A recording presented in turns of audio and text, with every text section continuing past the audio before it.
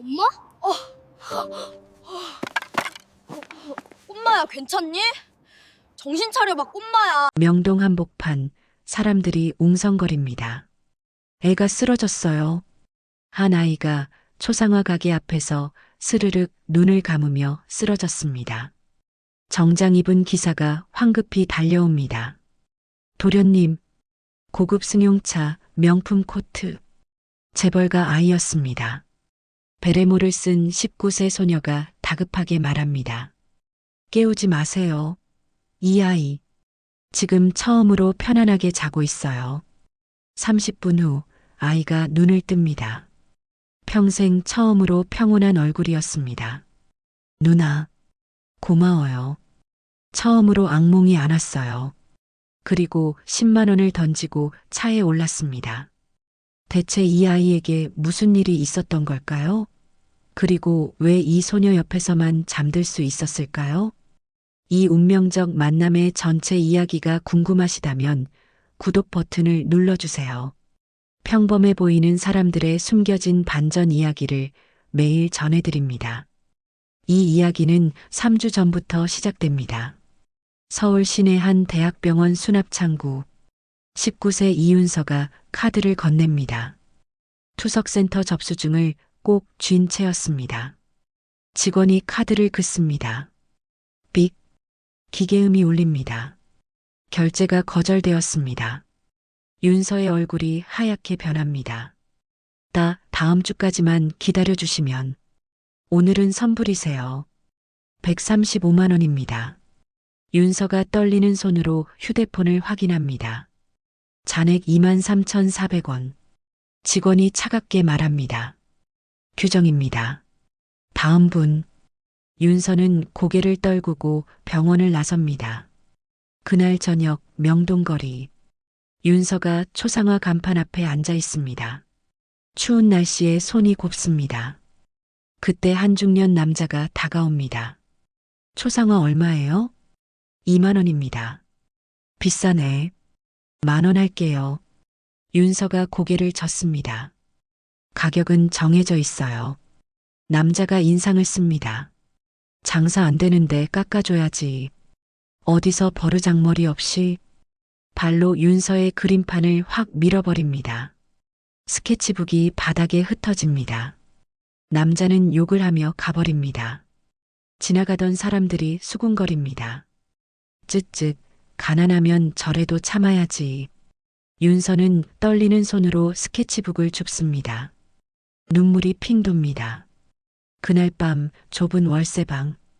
윤서가 할머니 옆에 앉아 있습니다. 침대에 누운 박순옥 할머니가 기침을 합니다. 할머니, 괜찮으세요? 응, 괜찮아. 우리 윤서 오늘은 얼마 벌었어? 윤서는 대답하지 못합니다. 할머니가 윤서의 손을 잡습니다. 윤서야, 엄마 얘기 들려줄까? 윤서가 고개를 듭니다. 내 엄마는 말이야, 재벌집 며느리였어. 윤서의 눈이 커집니다. 하지만 그 집안 사람들이 가난하다고 구박했지. 결국 임신한 몸으로 쫓겨났어. 할머니의 목소리가 떨립니다. 그런 사람들은 다 똑같아, 윤서야. 돈으로 사람을 짓밟아. 조심해야 해. 윤서는 주먹을 꽉 쥡니다. 전 절대 그런 사람들한테 안 져요. 언젠가 유명한 화가가 되어서 후회하게 만들 거예요. 창밖으로 겨울비가 내립니다. 19세 소녀의 눈빛에는 분노와 결심이 가득했습니다. 엄마를 버린 재벌들. 그들에 대한 복수. 그것이 윤서가 그림을 그리는 이유였습니다. 하지만 윤서는 아직 몰랐습니다. 곧 만날 한 아이가 모든 것을 바꿔놓을 거라는 것을. 같은 시각, 서울 강남의 한 고급 저택. 거대한 식탁에 9살 강민준이 앉아 있습니다. 하지만 음식에는 손도 대지 않습니다. 다크서클이 짙게 내려앉은 얼굴, 나이에 비해 너무 창백합니다. 도련님, 한 입만이라도 드세요. 가정부가 애원하듯 말하지만 민주는 고개를 젓습니다. 새벽 3시 28분. 민준이 침대에서 벌떡 일어납니다. 온몸이 식은땀으로 젖어 있습니다. 엄마, 엄마, 악몽이었습니다. 또 일주일째 하루 2시간도 못 자고 있습니다. 민주는 떨리는 손으로 침대 옆 사진을 집어듭니다. 21세 엄마의 환한 미소. 하지만 민주는 엄마 얼굴을 기억하지 못합니다. 사진으로만 봤을 뿐입니다. 아침 강태준 회장과의 식사 시간. 55세의 태준이 손자를 바라봅니다. 민준의 야윈 얼굴에 가슴이 아픕니다. 민준아, 어젯밤은 어땠니? 민준이 고개를 숙입니다. 또 못 잤어요. 태준이 한숨을 쉽니다. 그리고 무심코 말합니다. 민준아, 엄마가 왜 돌아가셨는지 알지? 가난한 사람은 책임감이 없어서 그래. 우리는 그런 사람들 조심해야 해. 민주는 대답 없이 고개만 끄덕입니다. 하지만 그 눈빛은 혼란스럽습니다. 가난한 사람은 나쁜 사람이다. 할아버지가 늘 하는 말. 하지만 정말 그럴까요? 오후 서울 시내 최고급 수면 클리닉. 하얀 가운을 입은 의사가 태준에게 말합니다. 회장님, 더 이상 약을 늘릴 수 없습니다. 그럼 어떻게 해야 합니까? 돈은 얼마든지. 의사가 고개를 젓습니다. 이건 돈의 문제가 아닙니다. 심리적 트라우마인데 원인을 찾을 수가 없어요. 태준의 주먹이 떨립니다. 재벌 회장, 돈으로 안 되는 게 없다고 믿었던 남자. 하지만 손자의 잠은 살 수 없었습니다. 그날 밤 민준의 방. 민준이 창밖을 바라봅니다. 엄마 사진을 꼭 아는 채입니다. 엄마, 어디 있어요? 보고 싶어요. 하지만 대답은 없습니다. 차가운 침묵만 흐를 뿐입니다. 민주는 또다시 악몽이 두려워 잠들지 못합니다. 8살, 세상의 모든 것을 가진 아이. 하지만 단 한 가지, 편안한 잠을 잘 수 없었습니다. 그리고 민주는 아직 몰랐습니다. 내일 명동거리에서 운명의 누나를 만나게 될 거라는 것을. 다음 날 오후 명동거리. 민준이 기사와 함께 차에서 내립니다. 병원 가는 길이었습니다. 그런데 민준의 발걸음이 멈춥니다. 거리 한쪽 베레모를 쓴 소녀가 이젤 앞에 앉아 있습니다.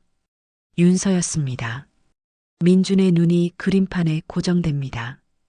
캔버스 위에 그려진 풍경화. 여인의 뒷모습. 왠지 모르게 가슴이 따뜻해집니다. 저 그림 그려주세요. 윤서가 고개를 듭니다. 베레모 아래로 보이는 눈매가 맑습니다. 어머, 꼬마 손님. 초상화 그려줄까? 네, 부탁드려요. 민준이 윤서 앞 의자에 앉습니다. 윤서는 연필을 들어 스케치를 시작합니다. 사각사각. 연필 소리만 들립니다. 그 소리가 민준에게는 자장가처럼 들립니다. 민준의 눈꺼풀이 점점 무거워집니다. 일주일 동안 잠을 못 잤던 몸이 반응합니다. 평온함. 처음 느껴보는 감정입니다. 스르륵. 민준의 고개가 옆으로 기웁니다. 그대로 잠이 듭니다. 윤서가 깜짝 놀라 연필을 놓습니다. 얘가 잠들었네? 기사가 황급히 달려옵니다. 도련님, 도련님. 윤서가 손을 휘저으며 막습니다. 쉿, 깨우지 마세요. 이 아이 지금 처음으로 편안하게 자고 있어요.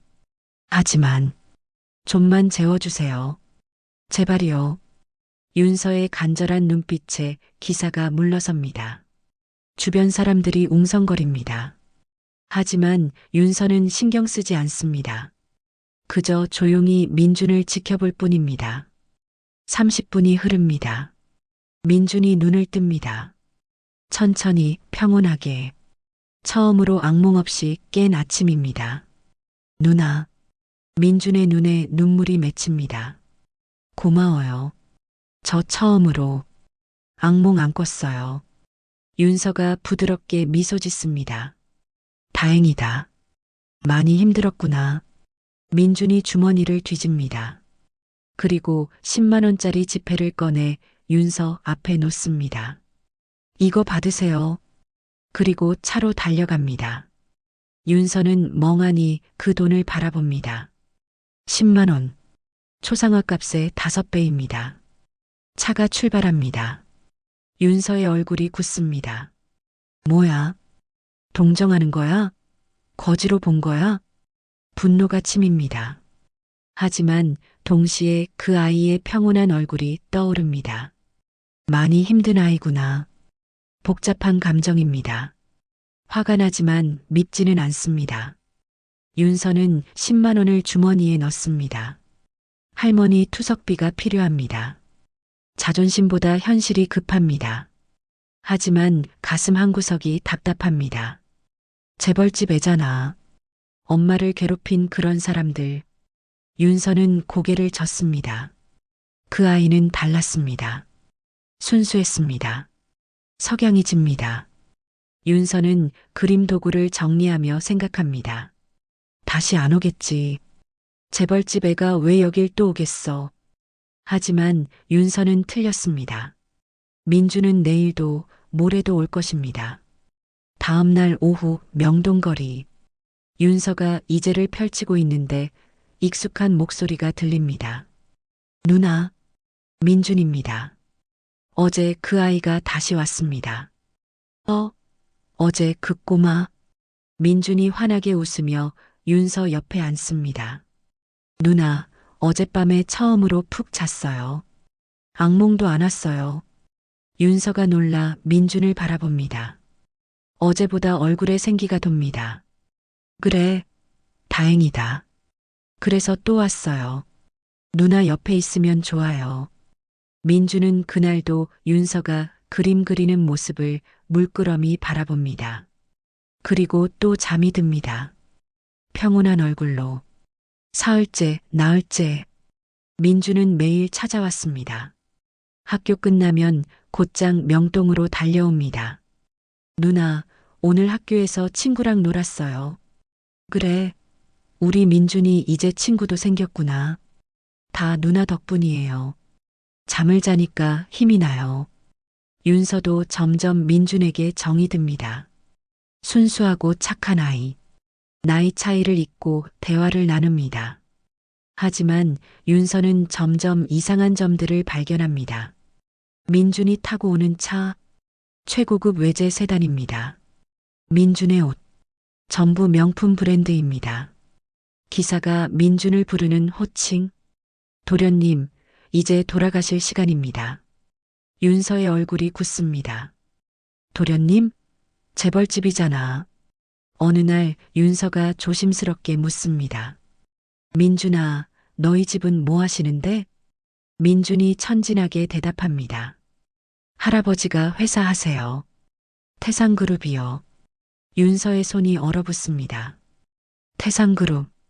한국 10대 재벌입니다. 재벌. 엄마를 괴롭힌 그런 사람들. 윤서의 가슴이 답답해집니다. 하지만 민준을 보면 그런 생각이 사라집니다. 이 아이는 다릅니다. 순수하고 따뜻합니다. 일주일째 되는 날, 민준이 조심스럽게 물어봅니다. 누나, 꿈이 뭐예요? 응? 누나는 화가가 되고 싶어. 사람들에게 따뜻한 그림을 그려주고 싶거든. 멋있다. 누나라면 꼭 될 수 있을 거예요. 윤서가 쓸쓸하게 웃습니다. 고마워, 민준아. 근데 누나는 돈이 없어서 대학을 못 갈 수도 있어. 할머니 병원비도 내야 하거든. 민준의 표정이 어두워집니다. 할머니가 많이 아프세요? 응. 투석을 받으셔야 해. 비용이 많이 들어. 민준이 한참 생각하다가 말합니다. 누나, 제가 도와드릴 수 있을까요? 윤서가 황급히 손을 젓습니다. 아니야, 괜찮아. 누나가 알아서 할게. 하지만 민준의 눈빛이 진지합니다. 그날 저녁 민준은 집으로 돌아가며 생각합니다. 누나를 도와드리고 싶어? 할아버지한테 말씀드려볼까? 한편 강태준의 서재. 태준이 비서에게 보고를 받고 있습니다. 회장님, 민준 도련님이 요즘 명동에 매일 가신답니다. 명동? 왜? 초상화를 그려주는 여학생이 있다고 합니다. 태준의 눈빛이 날카로워집니다. 그 학생 신원 확인해봐. 알겠습니다. 태준은 불안합니다. 혹시 손자를 이용하려는 건 아닐까? 재벌집 아이를 노리는 건 아닐까? 조용히 조사해. 철저하게. 운명의 톱니바퀴가 돌아가기 시작합니다. 사흘 후 명동거리. 윤서가 그림을 그리고 있는데 고급 세단 한 대가 앞에 섭니다. 뒷좌석 문이 열리고 정장 차림의 남자가 내립니다. 강태준입니다. 이윤서 씨. 윤서가 놀라 고개를 듭니다. 처음 보는 사람입니다. 누구세요? 박지은 씨 따님 맞습니까? 윤서의 얼굴이 하얗게 변합니다. 어떻게 우리 엄마를... 태준이 차갑게 윤서를 바라봅니다. 목적이 뭡니까? 우리 민준이한테 왜 접근합니까? 무슨 소리예요? 전 그냥... 태준이 책상 위에 수표를 탁 놓습니다. 1,000만 원. 윤서의 눈이 커집니다. 이거 받고 민준이 앞에서 사라지시오. 윤서가 벌떡 일어섭니다. 뭐라고요? 전 그런 사람 아니에요. 태준이 냉소를 띱니다. 30년 전 당신 어머니가 그랬듯이 말이요. 네. 박지은 씨는 1억 받고 절 떠났습니다. 수표 사본이 남아있소. 당신 어머니가 직접 받아갔어요. 윤서의 세계가 무너집니다. 거짓말. 엄마는 그런 분 아니야. 사기는 집안 내력인 모양이군요. 불쌍한 척하며 우리 민준이 이용하지 마시오. 윤서의 손이 떨립니다. 분노가 폭발합니다. 수표를 집어듭니다. 그리고 찢어버립니다. 찢어진 조각들을 태준 얼굴에 던집니다. 전 엄마처럼 당하지 않아요. 태준이 멈칫합니다. 엄마는 그런 분 아니에요. 쫓겨난 거예요. 당신네 같은 재벌들한테.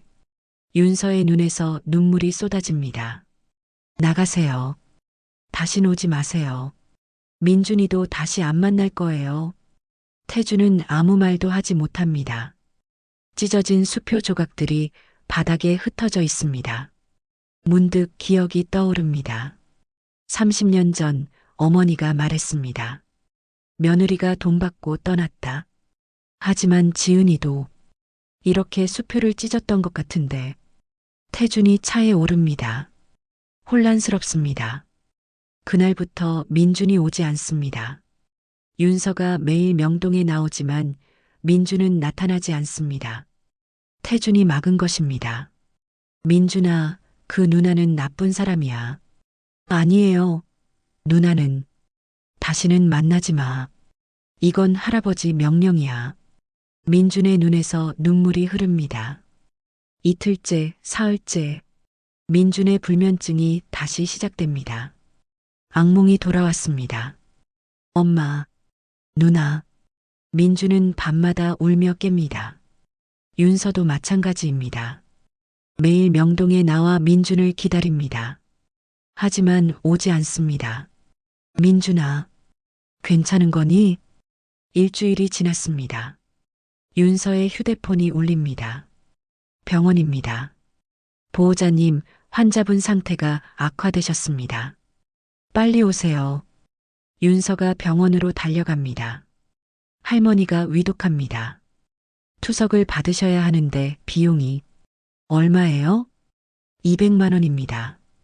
오늘 안으로 입금하셔야. 윤서의 통장 잔액 30만 원. 절망입니다.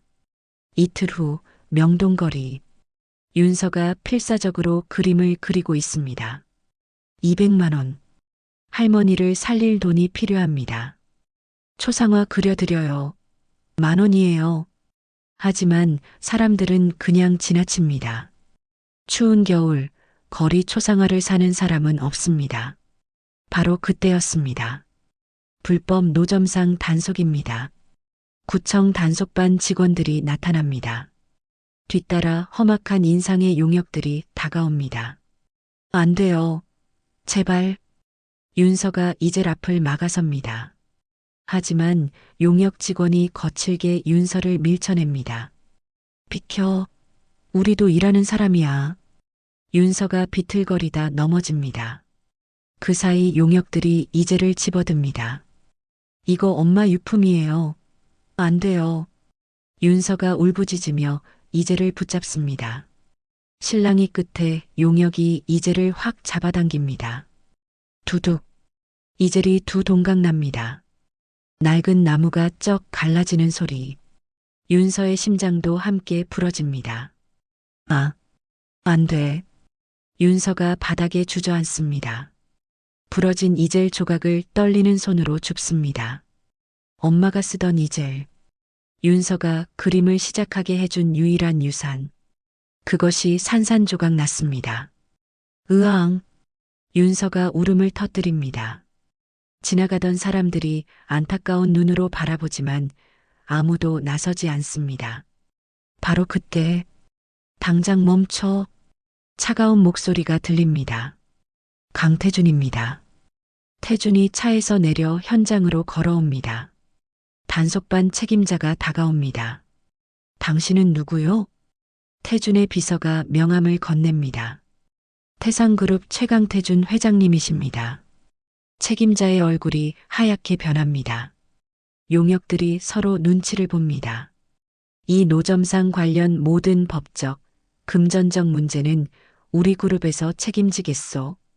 지금 당장 손 떼시오. 하지만 지금 당장 단속반과 용역들이 황급히 물러갑니다. 태준이 윤서에게 다가갑니다. 윤서는 바닥에 주저앉아 부러진 이젤을 안고 흐느끼고 있습니다. 학생. 윤서가 고개를 들지 않습니다. 베레모를 벗어줄 수 있겠니? 윤서가 떨리는 손으로 천천히 베레모를 벗습니다. 그 순간 태준의 숨이 멈춥니다. 지은입니다. 20년 전 꽃집 앞에서 처음 만났던 그 얼굴. 그리고 수민입니다. 21세에 세상을 떠난 딸의 얼굴. 둘 다였습니다. 태준의 입술이 떨립니다. 혹시 내 어머니가... 목소리가 나오지 않습니다. 태준은 눈을 감았다 뜹니다. 심호흡을 합니다. 내 어머니 이름이 박지은이니? 윤서가 멍하니 태준을 바라봅니다. 네, 맞아요. 그런데 어떻게... 태준의 무릎이 꺾입니다. 55년 인생, 재벌 회장, 그 누구 앞에서도 무릎 꿇은 적 없던 남자가 지금 거리 한복판에서 무릎을 꿇습니다. 그분은... 태준의 목소리가 떨립니다. 내 첫 번째 아내였어. 윤서의 눈이 커집니다. 세상이 멈춥니다. 주변 사람들이 웅성거립니다. 하지만 둘에게는 아무것도 들리지 않습니다. 그럼 저는... 윤서의 목소리가 떨립니다. 태준이 고개를 끄덕입니다. 아마도 그 순간 민준이 나타납니다. 태준을 몰래 따라온 것입니다. 누나. 민준이 윤서에게 달려와 껴안습니다. 할아버지가 못 오게 했어요. 미안해요. 윤서가 민준을 안습니다. 눈물이 멈추지 않습니다. 태준은 두 사람을 바라봅니다. 손자와 딸, 아니, 어쩌면 딸일지도 모르는 소녀. 일단 병원부터 가자. 확인해야 할 게 있어. 태준의 목소리는 떨리고 있었습니다. 그날 밤 윤서의 집, 좁은 월세방, 윤서가 부러진 이젤 조각을 바라보고 있습니다. 할머니가 병원에서 돌아와 침대에 누워 계십니다. 윤서가 이젤을 쓰다듬습니다. 엄마. 눈물이 흐릅니다. 엄마, 미안해요. 윤서가 책상 서랍을 엽니다. 연필, 스케치북을 꺼냅니다. 그리고 쓰레기통에 던져 넣습니다. 나 더 이상 못 그리겠어요. 윤서의 목소리가 떨립니다. 재벌들 말이 맞나 봐. 우린 아무리 해도 안 되나 봐. 쿵. 스케치북이 바닥에 떨어집니다. 다 소용없어요. 그림도 꿈도. 윤서가 바닥에 주저앉습니다. 할머니가 침대에서 일어나려 합니다. 하지만 몸이 따라주지 않습니다. 윤서야. 할머니가 문틈으로 윤서를 봅니다. 손녀가 무너지는 모습을. 할머니의 눈에서 눈물이 흐릅니다. 내가 잘못했구나. 진실을 말했어야 했는데. 할머니는 결심합니다. 더 이상 숨길 수 없습니다. 다음 날 아침, 윤서가 할머니 옆에 앉아 있습니다. 눈이 퉁퉁 부었습니다. 윤서야. 할머니가 윤서 손을 잡습니다. 엄마 얘기, 진짜 이야기를 해줄게. 윤서가 고개를 듭니다. 할머니가 거짓말했어. 미안해. 네, 내 엄마는 쫓겨난 게 아니야. 속아서 떠난 거야. 할머니가 떨리는 목소리로 30년 전 이야기를 시작합니다. 태준의 어머니가 지은에게 한 거짓말. 위조된 수표, 임신을 숨기고 떠난 엄마. 할머니가 무서웠어. 내가 재벌집 가면 또 상처받을까봐. 윤서의 눈에서 눈물이 쏟아집니다.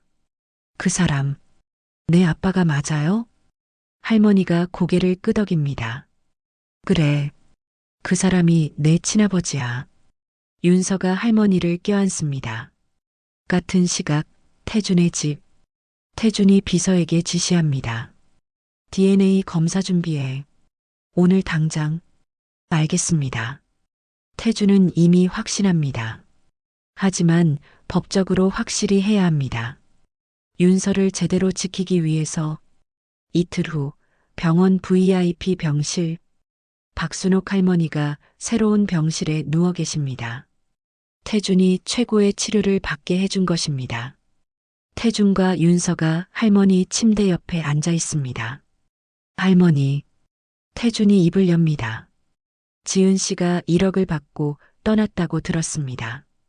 할머니가 고개를 젓습니다. 무슨 소리예요? 지은이는 한 푼도 안 받았어요. 태준의 얼굴이 굳습니다. 그럼 할머니가 천천히 말을 이어갑니다. 당신 어머니가 지은이한테 찾아왔어요. 태준 씨가 다른 여자 만난다고 거짓말했죠. 태준의 주먹이 떨립니다. 지은이는 그 말 믿고 절망했어요. 임신 사실도 숨기고 떠났죠. 당신한테 짐 되기 싫다고. 임신을 알고 계셨습니까? 응, 알았지. 하지만 지은이가 말하지 말래요. 당신이 동정으로라도 붙잡을까봐. 태준의 눈에서 눈물이 흐릅니다. 그럼 수표는 시어머니가 위조한 거예요. 지은이가 돈 받고 떠났다고 당신이 믿게 하려고. 할머니의 목소리가 떨립니다. 지은이 마지막 말이 차라리 돈 받았다고 생각하게 하자. 그럼 덜 미안해 하실 테니까. 태준이 두 손으로 얼굴을 감쌉니다. 지은아, 미안해. 정말 미안해. 윤서도 눈물을 흘립니다. 할머니가 계속 말합니다. 지은이는 당신을 끝까지 사랑했어요. 죽기 직전까지 그 사람 잘 살고 있을까 물어봤어요. 태준이 일어섭니다. 병실을 나가려다 멈춥니다. 돌아서서 할머니께 깊게 절을 올립니다. 고맙습니다. 제 딸을 살려주셔서. 복도로 나온 태준. 벽에 기대어 무너집니다. 30년간 믿었던 것이 모두 거짓이었습니다. 내가 지은이를 죽인 거구나. 그날 밤 태준의 집. 민준이 할아버지 서재로 뛰어들어옵니다. 할아버지, 민준아, 이 늦은 시간에. 할아버지가 엄마한테 했던 것처럼 또 그러는 거예요. 민준이 울먹입니다. 기사 아저씨한테 들었어요. 엄마도 가난한 아저씨 사랑했는데 할아버지가 반대했다고. 태준이 얼어붙습니다. 그래서 엄마 혼자 나가서 죽었잖아요. 민준아, 할아버지가 엄마 죽였어요. 민준의 외침이 서재를 울립니다. 이제 또 누나도 쫓아낼 거예요. 태준이 민준을 끌어안습니다. 미안하다, 민준아. 할아버지가 정말 잘못했어. 민준이 할아버지 품에서 웁니다. 누나 보고 싶어요. 그래. 할아버지가 사과할게. 제대로. 일주일 후 병원. 의사가 봉투를 건넵니다. DNA 검사 결과입니다.